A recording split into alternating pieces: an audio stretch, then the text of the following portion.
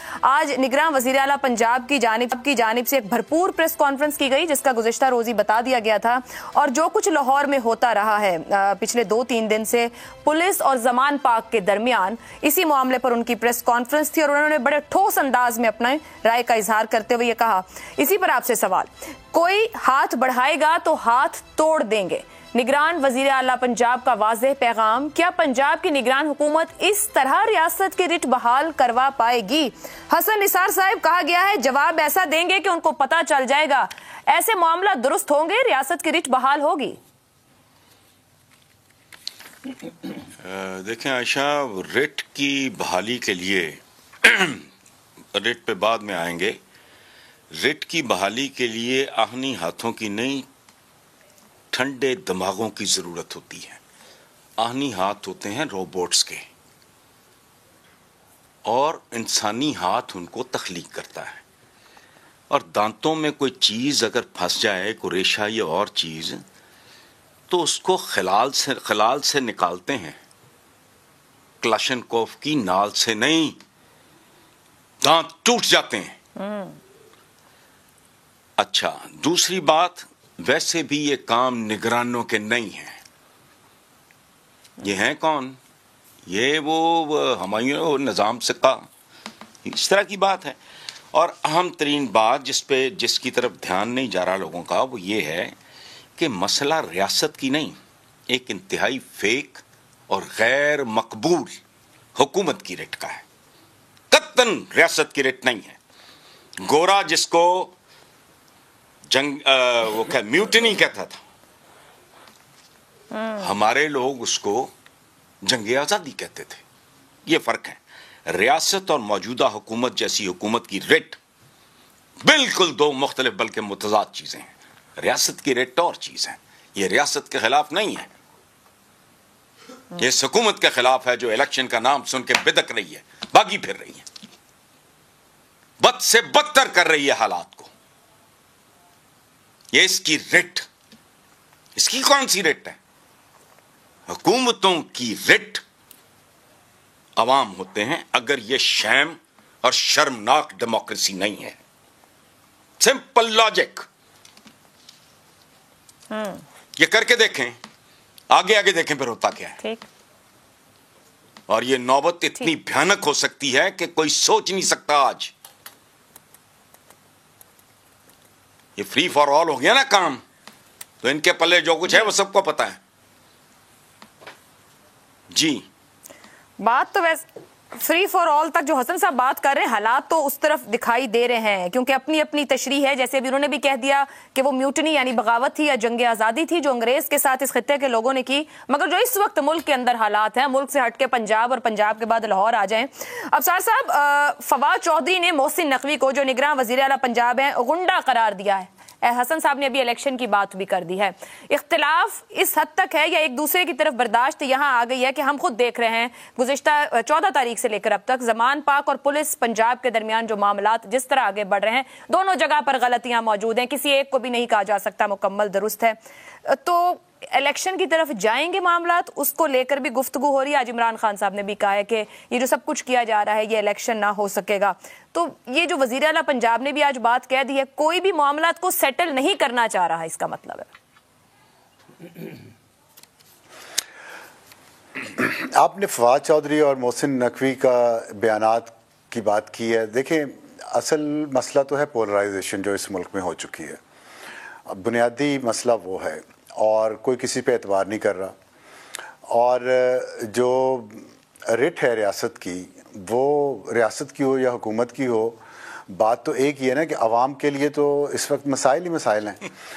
اگر کہیں سے پولیس پہ پیٹرول بم پھینکے جا رہے ہوں، پولیس کی گاڑیوں کو آگ لگائی جا رہی ہو، تو پھر کیسے اس چیز کو کیسے روکا جائے؟ اس کا کوئی علاج بتا دیا جائے، یا پھر یہ کریں کہ جو دوہرا معیار ہے ہمارا، مثلا ہم کیا ٹی ایل پی کو یہ اتنی ڈھیل دے سکتے ہیں، یا دی تھی حکومت نے عمران خان کی نے، یا ٹی ٹی پی کو اتنی ڈھیل دی جا سکتی ہے اگر کل ٹی ٹی پی بھی یہی کام کرے کہ پولیس پہ حملے کرے اور پیٹرول بموں سے یا کلاشنکوف سے کرے؟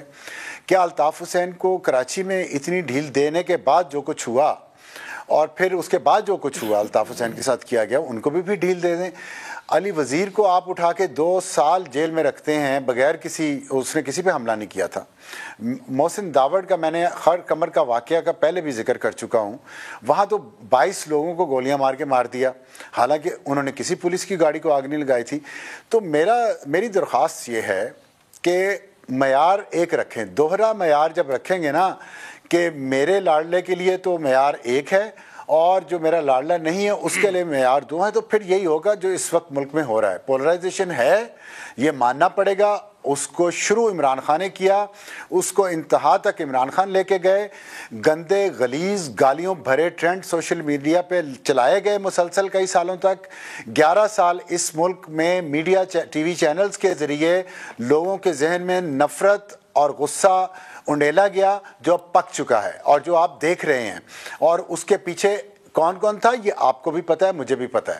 لیکن ایشو یہ ہے کہ جب تک ہم بنیاد پہ نہیں جائیں گے کہ یہ کس نے شروع کیا اور کیوں کیا, اس وقت تک یہ پولرائزیشن ہی ختم ہو سکتی. اور جہاں تک بات چیت کا تعلق ہے, عمران خان صاحب کسی سے بات چیت کرنے پہ تیار نہیں ہے. عمران خان سمجھتے ہیں اور جو غلط سمجھتے ہیں کہ وہ فرشتہ ہیں, اور وہ کہتے ہیں کہ بشرا بی بی تو مجھ سے بھی زیادہ نیک ہے, اور ہم سب کو پتہ ہے کی طرف سے تو بات چیت کا کہا گیا ہے, ان کی سیکنڈ ٹائر لیڈرشپ نے بھی بات چیت کا کہا ہے. خود عمران خان صاحب بات چیت کا کہہ رہے ہیں, مگر جب آپ یہ بات کہتے ہیں بنیاد پر جانا ہوگا, وہ کس نے جانا ہے, کیسے جانا ہے, پھر تو سب کی بنیادیں ہیں, اور سب کی بنیادوں تک جاتے جاتے تو شاید ہمارا فیوچر ہی تباہ ہو جائے یہاں پہ, کیونکہ ماضی سے نہ نکلیں گے نہ آگے جائیں گے.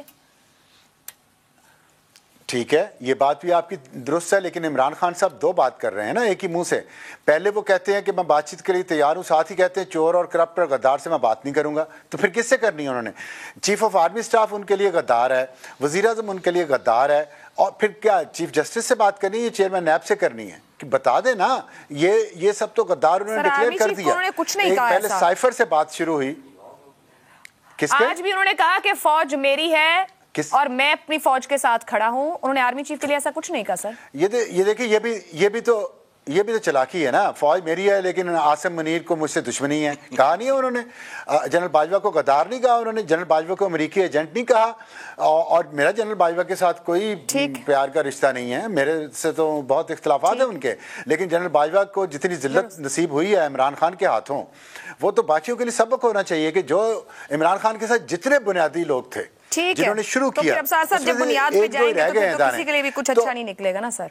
ٹھیک, میں بنیاد کی بات آپ کو بتا دیتا ہوں. لکیر کھینچ دیں آپ, آج لکیر کھینچ دیں نا کہ آج کے بعد ہم سب صحیح کام کریں گے, ہم دوہرا معیار نہیں رکھیں گے کسی کے لیے بھی, قانون کی پابندی کریں گے, آئین کی پابندی کریں گے. آج سے فیصلہ کر لیں. لیکن اگر میں آپ کا یہی سوال آگے لے کے شہزاد چودھری صاحب کی طرف جاتی ہوں, یہ لکیر کون کھینچے گا, یہ لکیر کسے قابل قبول ہوگی, کس کی لکیر کس کو قابل قبول ہوگی؟ ایک طرف پنجاب حکومت کہتی ہے آنی ہاتھوں سے نمٹیں گے, دوسری طرف وہ کہتے ہیں ہم گرفتاری کا سوچتے ہیں تو عمران خان کو ضمانت مل جاتی ہے. یہ جو بات یہاں پر ہو رہی ہے شہزاد صاحب, حکومت بے بس بھی ہے اور حکومت آنی ہاتھ اختیار کرنے کو بھی تیار ہے. سر یہاں کون کس کے لیے لکیر کھینچے گا؟ کہیں سے آگے بڑھ سکیں گے ہم یا کچھ اور ہونے کو ہے؟ دیکھیے لکیریں تو کھنچ چکی نا, لکیریں تو 1947 میں کھنچ چکی. پرابلم یہ ہے کہ اب ہم اس خطے کے اندر لکیریں کھینچنے کے لیے بیٹھے ہوئے ہیں, تیار بیٹھے ہوئے ہیں. یہ افسوس کا مقام ہے. میرا خیال ہے لکیریں نہیں کھینچنی چاہیے, لکیریں کھنچ چکی 1947 میں. اب جو ہے اس کو بچا کھچا اس کو لے کے آگے چلنے کی کوشش کرنی چاہیے, بچا لیں اپنے آپ کو. دیکھیے بات سنیں, آپ نے اس کی بات کی ریاست کی رٹ کی. ہر حکومت جب وجود میں آتی ہے تو ریاست کی رٹ لے کے وجود میں آتی ہے. یہ ایک گیون ہے, یہ اس کے ہاتھ میں طاقت ہے, اس کے ہاتھ کے اندر. لیکن جو وہ استعمال کرتی ہے اس رٹ کو یا اس رٹ کو مستحکم کرنے کے لیے استعمال کرتی ہے, وہ جو اس کے پاس پوٹینشیل پاور آئی ہوتی ہے اور وہ نہیں کر پاتی, اس سے حاصل کچھ نہیں کر پاتی, تو رٹ آہستہ آہستہ ختم ہونا شروع ہو جاتی ہے. یہ رٹ بڑی ایک ڈیلیکیٹ. سر قطع کلامی کی معذرت, اوپر آپ سے پہلے 2 پوائنٹ آف ویو ہے. ریاست اور حکومت کی رٹ ایک ہی ہے, مختلف ہے؟ ہینڈلنگ ایک ہی طرح ہوتی ہے, ہینڈلنگ بھی مختلف ہوتی ہے. حکومت ریاست کی رٹ لے کے پیدا ہوتی ہے. حکومت کی رٹ ہوتی ہے ریاست کی رٹ, حکومت کے پاس ہی ریاست کی رٹ ہوتی ہے. تو اس نے اس کو ایکسرسائز کرنا ہوتا ہے, اس نے اس کو استعمال کرنا ہوتا ہے. تو بجائے اس کے کہ آپ یہ گولیاں اور کلاشنکوفیں اور یہ وہ اور پولیس اور ان چیزوں کو استعمال کرنے کے بجائے اصل جو آپ کی رٹ ہے وہ اخلاقی ہوتی ہے. خاص طور پہ ایک ایسی سچویشن میں جہاں پر کہ آپ ایک امین ہیں, امانت دار ہیں, آپ کو ایک ذمہ داری سونپی گئی ہے کچھ عرصے کے لیے، آپ نے ایک امین کے طور پہ اس ذمہ داری کو نبھانا ہے. اگر آپ اس امانت کے اندر وہ کام نہیں کریں گے جو آپ کو سونپا گیا ہے، جس کے لیے آپ کو بلایا گیا، تو پھر نہ آپ کی اخلاقی ریٹ رہے گی نہ کوئی اور ریٹ رہے گی. اس لیے کمزوری یہاں پہ ہے جہاں پر کہ آپ بجائے لکیریں کھینچنے کے آپ بنیاد پہ چلے جائیں. بنیاد کیا ہے اس سیاسی انتشار کی؟ الیکشن ضرور ہونے چاہیے، کیوں نہیں ہونے چاہیے؟ آئین کہتا ہے، قانون کہتا ہے، آپ کر لیجئے.